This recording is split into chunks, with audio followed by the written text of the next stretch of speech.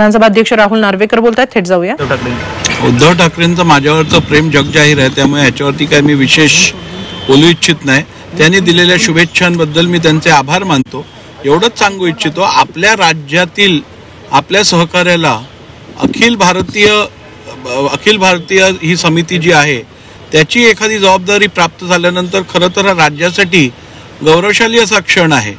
त्या संदर्भात शुभेच्छा देऊन एक प्रकारचं विश्वास दर्शवण्याऐवजी आपल्याच सहकार्याबद्दल असा प्रकारचं वक्तव्य करणं हे केवळ अशा लोकांकडनं अपेक्षित आहे ज्यांना आपल्या राज्याबद्दल किंवा आपल्या राज्यातील व्यक्तीबद्दल अस्मिता नाही आहे। संजय राऊत यांनी जितेंद्र आव्हाडांनी अशी प्रतिक्रिया दिली आहे, ज्यांनी अनेक पक्ष फिरून आलेले आहेत त्यांच्याकडेच या समितीचं अध्यक्षपद दिले। मला वाटतं माझ्यावर वैयक्तिक टीका करण्यापेक्षा मी केलेल्या कार्याबद्दल बोलायची जर आपल्याकडे धमक असेल तर ते जास्त योग्य राहील। मी वारंवार विचारलंय की तुम्ही केवळ बिनबुडाच्या टीका करत आलाय, मी जो निर्णय दिलाय त्या निर्णयात कायदेशीररित्या काय चुकीचं आहे हे दाखवून द्यायची धमक ना जितेंद्र आव्हाडांमध्ये आहे ना उद्धवजी ठाकरे करू शकले आहेत, आणि संजय राऊतांचा तर हा विषयच उद्भवत नाही। राष्ट्रवादीच्या सुनावणीसाठी आता 15 दिवसांचा अवधी वाढवून देण्यात आलाय, 15 फेब्रुवारीपर्यंत तुम्हाला एक्सटेन्शन दिलंय असं म्हणायला हरकत नाही। साधारण कधीपर्यंत निकाल अपेक्षित आहे सर? नाही, आज राष्ट्रवादी काँग्रेस पक्षाच्या याचिकेसंदर्भात सुनावणी झाली, तर आज आम्ही एव्हिडन्स दोन्ही बाजूचा क्लोज केलेला आहे। उद्या आणि परवा 2 दिवस यावरती अंतिम सुनावणी होईल आणि 31 तारखेला ही मॅटर क्लोज फॉर ऑर्डर्स होईल। आम्ही आज विधिमंडळ सचिवालयाने सुप्रीम कोर्टात सर्वोच्च न्यायालयात याचिका दाखल केलेली, त्याच्यात ॲप्लिकेशन केलेलं की अजून 3 आठवड्याचा वेळ निर्णय देण्यासाठी देण्यात यावा, तर कोर्टाने ह्याच्यात 15 फेब्रुवारीपर्यंत निर्णय घ्यायचे आदेश दिलेले आहेत। त्यामुळे मला खात्री आहे 15 फेब्रुवारीच्या आत अंतिम निर्णय जाहीर केला जाईल।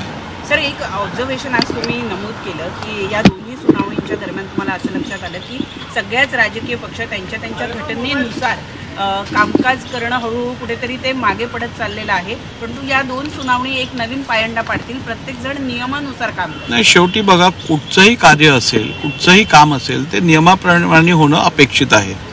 आणि माझं असं वैयक्तिक मत आहे की अनेक पक्ष हे नियमात दिलेल्या तरतुदी ज्या आहेत, जसं वेळेत इलेक्शन कमिशनकडे सगळी फायलिंग करावी, जर का आपल्या घटनेत बदल झाला असेल तर ती घटनेची प्रत कोणत्या रीत्या इलेक्शन कमिशनपर्यंत पोचवायची, त्या संदर्भातलं रेझोल्युशन पास करायचं, रेझोल्युशन सोबत अध्यक्षांचं ॲप्लिकेशन असायला पाहिजे, ते सगळे डॉक्युमेंट्स नवीन अमेंडेड कॉन्स्टिट्यूशन सोबत इलेक्शन कमिशनकडे फाईल केले गेले पाहिजेत। या सगळ्या अशा अनेक तरतुदी आहेत ज्याच्याकडे मला वाटतं बऱ्याचशा राजकीय पक्षांकडनं दुर्लक्ष होत होतं, आणि त्याचं महत्त्व आता असा प्रसंग घडल्यानंतर लोकांना पटायला लागलाय।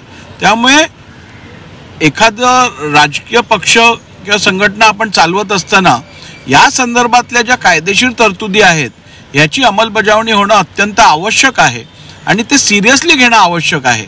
आणि मला वाटतं यातून निश्चितपणे या पुढच्या काळात आपल्याला तशी कारवाई राजकीय पक्षांकडनं होताना दिसेल अशी अपेक्षा करतो। राष्ट्रीय स्तर पर जो समिति गठित की गई है, आपकी नियुक्ति पर सवाल उठाते हुए उद्धव ठाकरे ने कहा है कि ये लोकतंत्र की हत्या है। देखिए, उद्धव जी का मेरे ऊपर जो विशेष प्रेम है वो तो सभी को मालूम है, इसलिए इस बारे में मुझे कुछ विशेष बोलना नहीं है, लेकिन इतना ही कहना है कि अपने राज्य के अपने सहकारी को जब पूरे भारत के असेंबलीज में से आपके अध्यक्ष को जब ऐसा उनकी नियुक्ति होती है